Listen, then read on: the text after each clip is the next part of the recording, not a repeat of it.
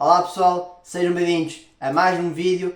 Hoje vou fazer as demonstrações financeiras do Estoril Praia. Antes de mais, isto foi um desafio que o meu Conselho de Contabilidade propôs-me para fazer e que, sobretudo, o objetivo deste desafio é analisar o balanço, a demonstração de resultados e a demonstração de fluxos de caixa. E como o meu professor de Contabilidade disse que eu podia fazer uma análise no clube desportivo, eu decidi escolher o Estoril Praia por razões claramente óbvias, porque é o meu clube. E aquilo que vou abordar neste vídeo vai ser as transações do Estoril Praia em termos de saídas e entradas de jogadores, a evolução do ativo, a evolução do passivo, também vou-vos dizer os rendimentos, os gastos e depois vou-vos explicar o balanço, a demonstração dos resultados e a demonstração dos fluxos de caixa do Estoril Praia. Não se esqueçam de deixar o like, de subscrever no canal e vamos, sem mais demoras, para o vídeo. Vamos começar com as transações de jogadores que equivalem sobretudo o final de uma época e o início de outra. Primeiro vamos mostrar as transações do final da época 2022-2023 e início da época 2023-2024 e depois a outra que é do final de 2023-2024 e no início de 2024-2025. E aquilo que eu posso dizer-vos é que o Estoril é um clube que tendencialmente tem mais saídas do que entradas e também é fácil de perceber porque o Estoril é um clube que valoriza os jogadores e estamos sempre expostos a interesses de grandes clubes pelos nossos jogadores e também há outros que vêm só por empréstimo e também facilita mais o aumento das saídas. É especialmente por isso que o Estoril registra mais saídas do que entradas, mas para mim é um bocadinho triste porque temos sempre que reformular do zero, época após época, e temos sempre que trazer muitos jogadores para a equipa. Agora vou-vos falar da evolução do ativo, mas antes tenho que explicar-vos o que é um ativo. O ativo, sobretudo, é um recurso económico controlado pela entidade, resultando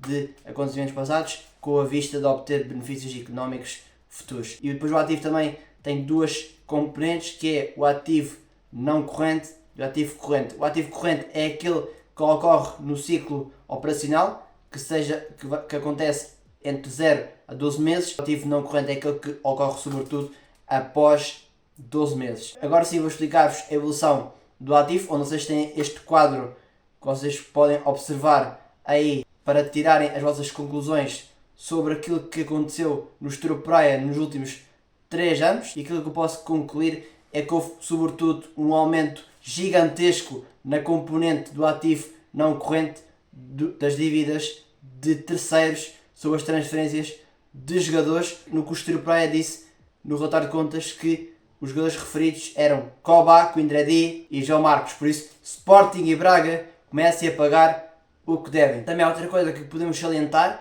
que é na redução do caixa, onde estava com 10% em 22-23, mas depois desceu 8% em 23-24, ficando com 2%. Mesmo nessa época que nós fomos à Taça da Liga, é que também com as dívidas de jogadores, dívidas de terceiros sobre os nossos jogadores, acho que é um motivo bastante compreensível para a redução do caixa. Agora vamos falar o que é sobre o passivo corrente e o passivo não corrente e depois a evolução do passivo no Estoril Praia. O passivo é uma obrigação que a entidade tem presente, que resultando de acontecimentos passados pretendem que haja uma liquidação que implique uma saída de recursos no futuro. E também separa-se entre não corrente e corrente. O corrente é aquele que se espera que seja liquidado até 12 meses após o período de relato. E o passivo não corrente é aquele que espera que seja liquidado após 12 meses. Agora já expliquei os conceitos e agora vamos observar o gráfico da evolução do passivo. E aquilo que eu posso comprovar é que existe um aumento no passivo corrente das dívidas a terceiros de transferências de jogadores. Isso nós não estamos a pagar aos clubes, nós temos que começar a pagar aos clubes, atenção, Estoril, atenção, aos prazos. Depois também existe uma diminuição dos financiamentos obtidos. Durante as duas épocas houve uma diminuição de 24%.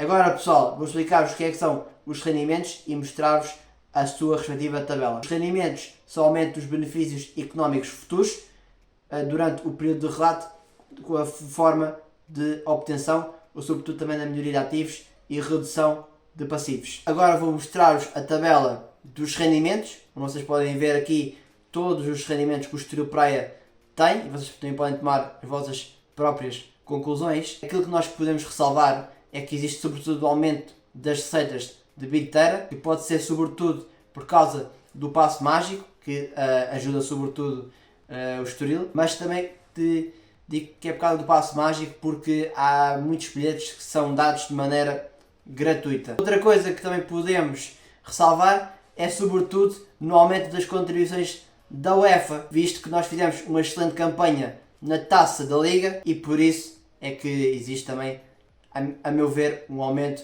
das contribuições da UEFA por parte dos rendimentos. Agora vou dizer-vos o que é que são os gastos e depois mostrar-vos um gráfico dos gastos do Estoril Praia durante os últimos 3 anos. Os gastos, sobretudo, são uma diminuição dos benefícios económicos durante o período de rato na forma de utilização ou, sobretudo, na redução de ativos e no aumento de passivos. Agora vou-vos mostrar a tabela dos gastos, onde vocês têm aqui os 4 gastos importantes que eu ressalvo do Estoril Praia. Aquilo que posso concluir da análise do gráfico é que existe um aumento gigantesco do gasto com o pessoal e, sobretudo, jogadores com muito legado vieram ao clube, como o caso do Mangalá, do Matheus Fernandes, do Rodrigo Gomes, que são jogadores que têm certeza absoluta um salário gigantesco e que contribuíram para o aumento dos gastos com o pessoal e provavelmente nesta época também com as vindas do Checa, do Robes, os gastos com o pessoal também devem ser muito altos. E também existe o aumento dos gastos operacionais por causa da inflação, por causa das guerras da Rússia, por causa da guerra lá do Médio Oriente de Israel com os Hamas e também por causa do reforço e do fortalecimento de todos os departamentos para que o Estoril Praia consiga enfrentar de uma maneira ágil as exigências da Primeira Liga Portuguesa. Agora vou explicar-vos o que é o balanço e depois mostrar-vos a estrutura do balanço. O balanço, sobretudo, que é uma coisa que consiga refletir os recursos disponíveis numa entidade como ativos, capital próprio e passivos, mas antes tenho que vos dizer uma equação muito importante do balanço. Ativo igual capital próprio mais passivo. Se o valor do ativo não for igual ao valor do capital próprio mais passivo, alguma coisa está mal. Agora vou-vos mostrar a estrutura de balanço do Estoril Praia. Temos aqui os ativos, em que aquilo que coloca os ativos com um número muito grande, é sobretudo nas dívidas de terceiros, das transferências dos jogadores. Também temos no capital próprio aquilo que torna grande, sobretudo, que é os outros instrumentos de capital próprio. E no passivo, para explicar-se o aumento no balanço, é sobretudo no aumento das dívidas a terceiros de transferências dos jogadores. E depois concluir que o Estoril fez muito bem as contas, quer em 2023, quer em 2024, os valores estão igualmente equiparados, estão completamente iguais. Agora vamos para a demonstração de resultados do Estoril Praia, explicando melhor o conceito.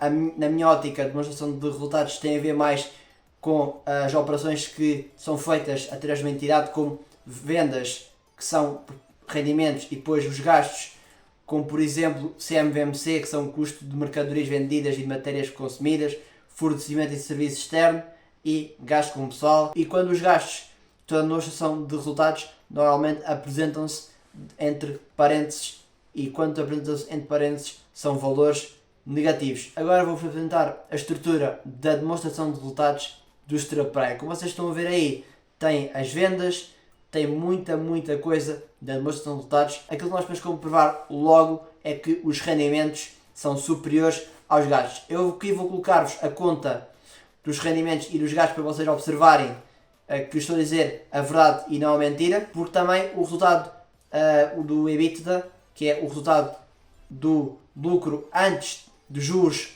impostos, depreciações e amortizações, é superior, cerca de 800 e tal em 2023 e em 2024 cerca de 700 mil. Depois temos a depreciação, que é o desgaste acumulado dos ativos fixos tangíveis. Por exemplo, vou dar o exemplo do João Félix, não é do Estoril Praia, eu sei. O João Félix é um jogador que foi comprado por 120 milhões e depois depreciou-se ao longo dos anos e neste momento está quase a valer quase 30 milhões de euros. A depreciação que reduz sobretudo o EBIT, que é isso que é o objetivo da depreciação, sendo que o EBIT nos dois casos é positivo. Depois temos o resultado antes dos impostos, que para obtermos esse resultado, o Estoril tem que pagar juros, mas esses valores são completamente pequenos para fazer com que o resultado antes dos impostos seja negativo, porque o resultado antes dos impostos do Estoril Praia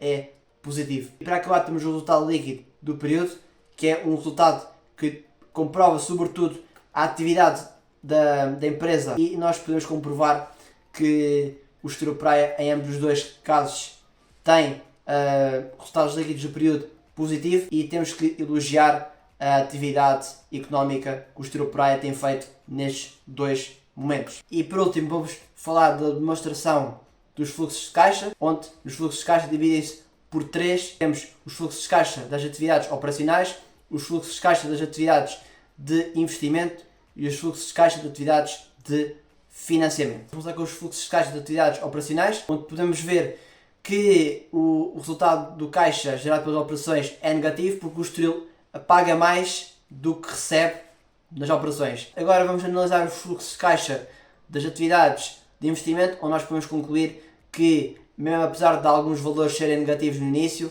que através de duas componentes muito importantes, como a alienação de passos de jogadores, por exemplo, são duas componentes que tornam os fluxos de caixa das atividades de investimento positivos. Analisando também os fluxos de caixa das atividades de financiamento, nós podemos também comprovar que os recebimentos são superiores aos pagamentos. Vou-vos colocar aqui o total dos recebimentos e dos pagamentos, e fazem com que este fluxo de caixa seja positivo. E depois nós podemos comprovar também que no final, através da soma dos fluxos de caixa, dos três fluxos de caixa, que o valor do caixa e dos seus equivalentes no final do período fica positivo. Para acabar, uma coisa que eu achei mal no Estoril foi sobretudo a redução de cerca de 773 mil euros na variação do caixa e dos seus equivalentes. Bom pessoal, este é o vídeo, espero que acima de tudo tenham gostado, deixem like, subscrevam no canal e ativem o sininho. Epá, para quem for analista e para quem for pró em contabilidade, pá, comentem aqui para ver de 0 a 10